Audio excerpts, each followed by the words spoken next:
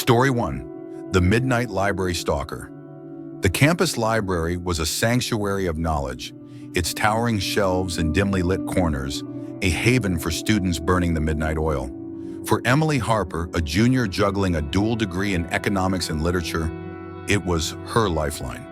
With 6 courses each semester and an internship at a local startup, her days were a whirlwind of deadlines and exhaustion. She thrived on the pressure, but it left her with little time to breathe. The library, open until midnight, was her refuge, a place where she could drown out the chaos of her noisy dorm and focus on the mountain of work threatening to bury her. It was a crisp Wednesday night in late October, the kind where the air carried a bite and the campus felt eerily quiet. Emily had just finished a grueling day, 3 classes, a 4-hour shift at her internship, and the looming dread of 2 exams the following morning. Her backpack, heavy with textbooks and her laptop, dug into her shoulders as she trudged across the quad to the library. The building loomed ahead, its Gothic arches and stained glass windows casting long shadows under the moonlight. Inside, the library buzzed with the soft hum of fluorescent lights and the occasional rustle of pages. At 9 p.m., it was still lively, with students scattered across tables, their faces illuminated by laptop screens. Emily found her usual spot on the 3rd floor, a secluded table nestled between 2 towering bookshelves. The isolation was deliberate. Her dorm's suite mates were notorious for their late-night antics, and she needed silence to cram for her exams. She spread out her notes, opened her laptop, and dove into a set of economics slides, her eyes burning from fatigue. The library began to empty as the clock ticked toward 10 p.m., the chatter fading into a hush. By 11 o'clock, only a handful of stragglers remained, their footsteps echoing in the vast space. That's when he appeared. Emily barely noticed the man at first. He was in his late 20s with a lean build, dark hair, and a nondescript jacket that blended into the library's muted tones. He moved with purpose, bypassing several empty tables to approach hers. She glanced up, startled, as he set his books down diagonally across from her. His smile was too wide, too deliberate, and it sent a shiver down her spine. She offered a polite nod and returned to her slides, hoping he'd take the hint. He didn't. "Excuse me," he said, his voice low but insistent. "Are you taking Econ 305 by any chance?" Emily's fingers froze on her keyboard. She shook her head, forcing a smile. "No, sorry." Her tone was clipped, a subtle plea for him to leave her alone. But he leaned forward, undeterred, launching into a rambling story about his professor, a notorious taskmaster who sprung pop quizzes daily. Emily nodded vaguely, her focus slipping. The man's presence was a weight, his gaze lingering too long, his smile too persistent. She tried to refocus, but her mind was racing. Why had he chosen her table? There were dozens of empty seats. The minutes dragged on and the library grew quieter still. Emily's unease deepened when she caught him staring again, his lips curled in a smirk. "What's your name?" he asked, his voice softer now, almost intimate. "Chelsea," she lied, her heart pounding. She didn't know why she'd chosen that name, but it felt safer than the truth. "Chelsea," he repeated, his eyes glinting. "You have such blue eyes." The compliment was a red flag, sharp and jarring. Emily's stomach churned. She glanced around, noting the near-empty floor. The man's age, closer to 30 than 20, only heightened her suspicion. Was he even a student? She decided to test him. "What's your professor's name?" she asked, her voice steady despite the tremor in her hands. He hesitated, just for a second. "Professor Davis." "First name?" she pressed. He shook his head, his smile faltering. "Don't know." Emily's fingers flew to her laptop, pulling up ratemyprofessor.com. She typed in Davis and the name of her university. Only one result appeared, a calculus professor who hadn't taught in years. Her blood ran cold. This man was lying. She closed her laptop, her movements deliberate, and stood. "I need to grab something," she muttered, avoiding his gaze. She felt his eyes boring into her as she walked toward the front desk, her legs unsteady. The security guard, a middle-aged man with a kind face, listened as Emily whispered her concerns. "There's a guy up there," she said, her voice barely audible. "He's creeping me out. I don't think he's a student." The guard nodded, his expression serious, and followed her back to the third floor. The man was still there, his books untouched, his posture tense. The guard approached him. "Can I see your student ID?" The man fumbled, patting his pockets. "Must have left it in my dorm," he said, his voice too casual. "Which dorm?" the guard asked. The man's eyes darted to Emily, then back to the guard. "I don't remember the name." The guard's face hardened. "Let's go." He escorted the man out, leaving Emily alone with her racing thoughts. She tried to resume studying, but her focus was shattered. The library, once a sanctuary, now felt like a trap. When midnight arrived, she packed up, her hands shaking, and left through the main entrance. The campus was a ghost town, the only sound the crunch of leaves under her boots. She was halfway to her dorm when she heard it, a single deliberate footstep behind her. She froze, her breath catching. She turned, but the path was empty, the shadows thick. Her pulse thundered in her ears. Another step, closer this time. She broke into a run, her backpack slamming against her spine. The footsteps followed, faster now, unmistakable. She glanced back and saw him, the man from the library, his face twisted with intent, sprinting toward her. Emily screamed, the sound raw and desperate. Before she could react, he tackled her to the ground, his hand clamping over her mouth. "Shut up," he hissed, his breath hot against her ear. "Or I'll kill you." Terror flooded her veins, her body frozen under his weight. He began dragging her toward the woods, his grip tightening around her throat. She clawed at his hand, gasping for air, her mind screaming that this was the end. Then a miracle. Two voices shouted from the distance, sharp and commanding. "Hey, stop!" Two male students, likely returning from a late-night study session, sprinted toward them. The man released Emily, shoving her to the ground, and bolted into the woods. She collapsed, sobbing, as the students reached her. They called campus police, their voices a blur as Emily struggled to process the nightmare. The police arrived swiftly, their flashlights cutting through the darkness. Emily recounted the ordeal, her voice trembling. The library's security guard confirmed her description of the man, and footage from the library cameras provided a clear image of his face. By morning, the university had blasted his photo across student emails, the school website, and local news outlets. An anonymous tip led police to a dive bar just off campus, where they arrested him, a drifter with no connection to the university, known to local authorities for prior offenses. Emily never returned to the library after that night. The trauma lingered, a shadow that followed her through her remaining years at college. She graduated, but the memory of that Wednesday night, the man's smile, the sound of his footsteps, the weight of his hand, never faded. It was a reminder that even sanctuaries could harbor monsters. Story 2. The Peekaboo Predator.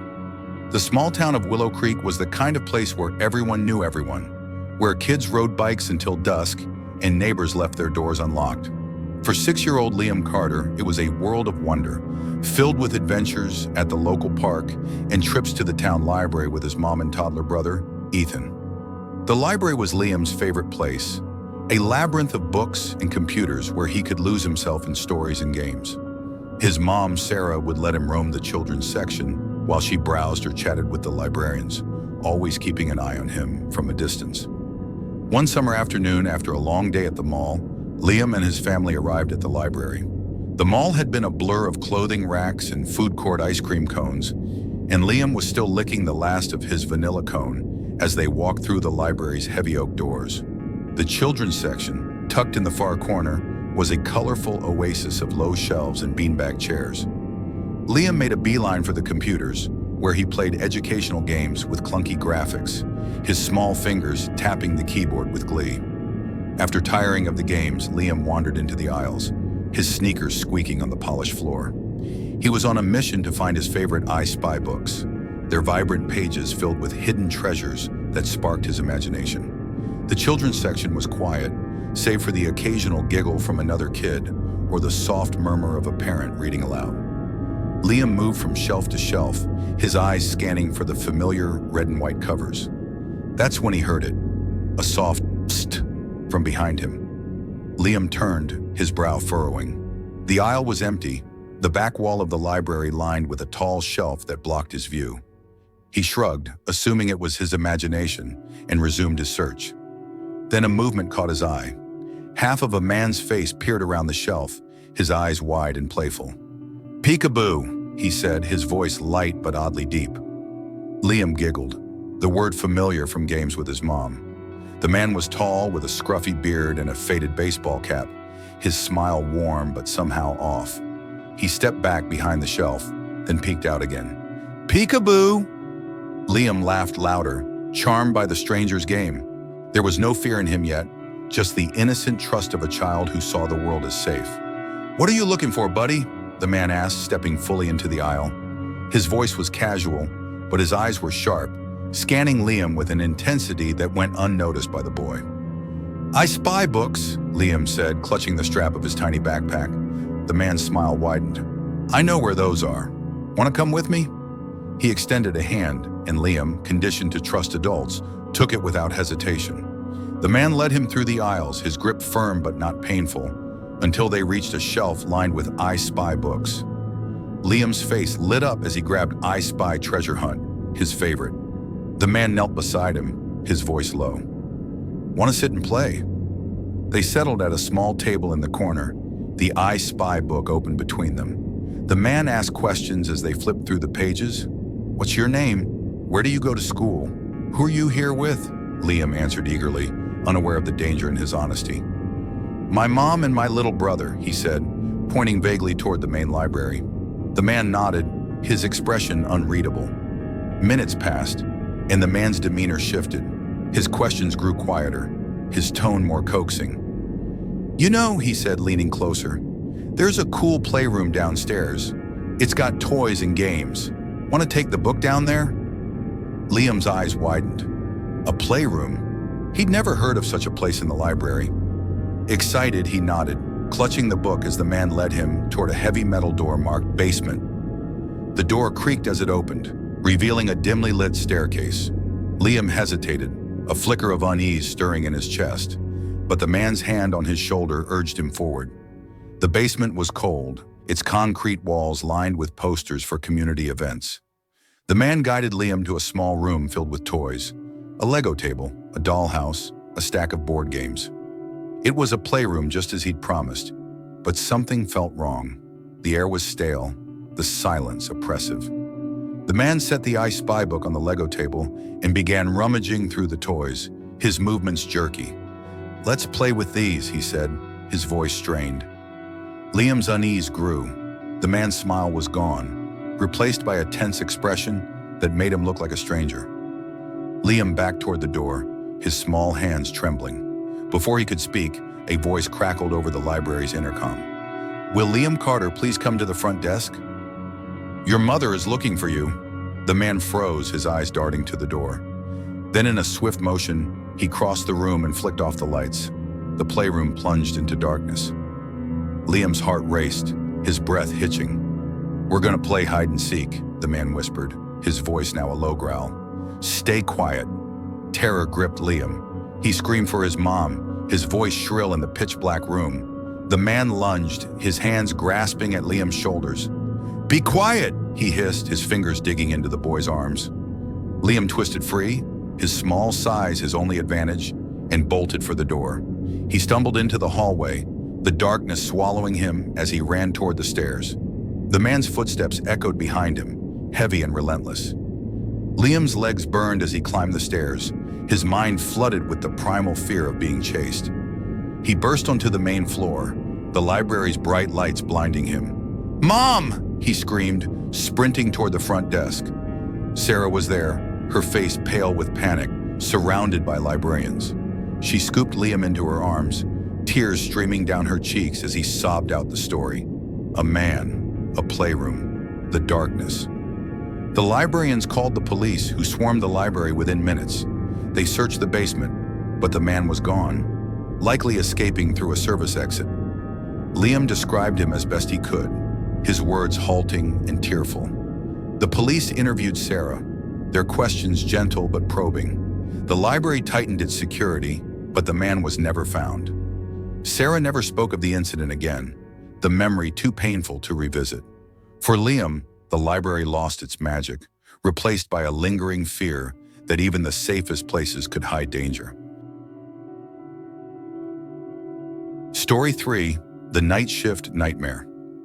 The Willow Creek Public Library was a quiet cornerstone of the town, its red brick facade and ivy-covered walls a symbol of community.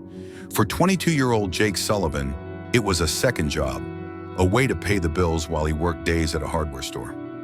The night shifts were long, from 6 p.m. to closing at 9, followed by an hour of cleanup. Jake didn't mind the solitude. The library's stillness was a welcome contrast to the chaos of his day job. He'd lock up, shut down computers, restock shelves, and leave with a sense of accomplishment. It was a Friday night in early spring, the air heavy with the promise of rain. The library was quieter than usual, with only a handful of patrons lingering as closing time approached.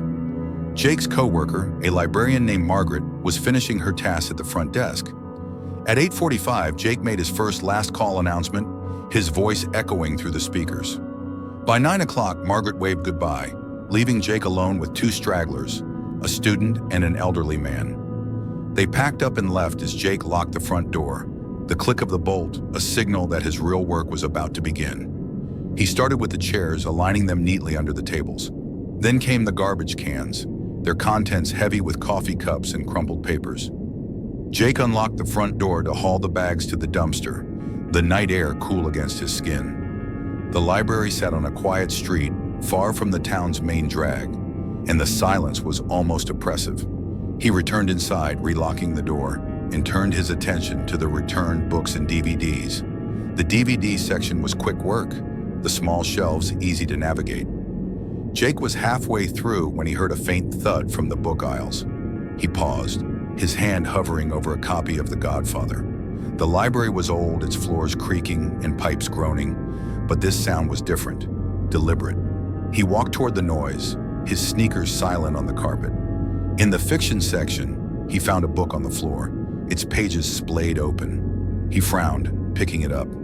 It was a hardcover, heavy enough to make a sound if it fell. But how had it fallen? He slid it back onto the shelf, his unease growing. Shaking it off, Jake returned to the DVDs.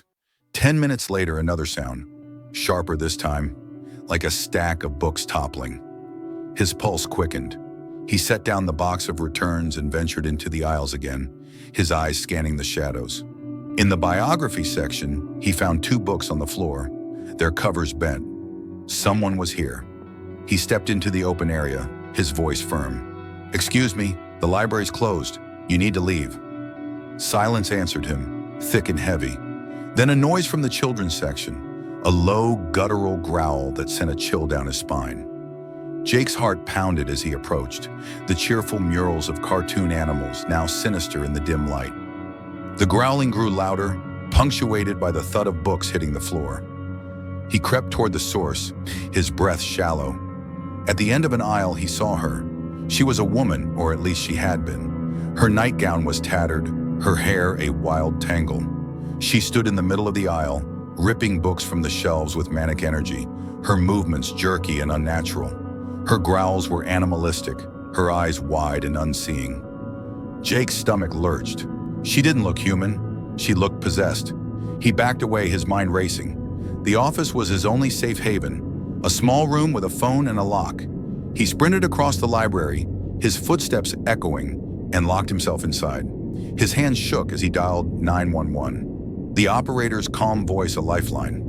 "There's a woman in the library," he said, his voice trembling. "She's not right. I think she's on something. You need to send help." As he spoke, he peered through the office blinds. The woman was there, her face pressed against the glass, her pupils so dilated they swallowed her irises. Jake screamed, dropping the phone. She pounded on the window, her screams a jumble of nonsense. The glass rattled under her fists, and Jake braced for it to shatter. When she couldn't break through, she stumbled to a chair and collapsed, her body swaying as if she might collapse. The operator's voice pulled him back. "Stay on the line. Police and an ambulance are on the way." Jake kept the blinds open, watching the woman's erratic movements. Her head lolled, her eyes unfocused. She was high, dangerously so, but the sight of her, so close and so unhinged, was paralyzing. Sirens pierced the night, and two police cars and an ambulance screeched to a stop outside. The woman fought as officers approached, her screams incoherent. They restrained her, her body limp as they loaded her into the ambulance. Jake gave a statement, his voice hollow. The police couldn't say what she was on or how she'd gotten inside. Maybe she'd slipped in while Jake was at the dumpster, or maybe she'd been hiding before he locked up. Either way, the library was no longer a sanctuary. Jake quit the job a week later, unable to shake the image of the woman's face at the window. The library, once a place of quiet routine, was now a reminder of the chaos that could lurk in the shadows.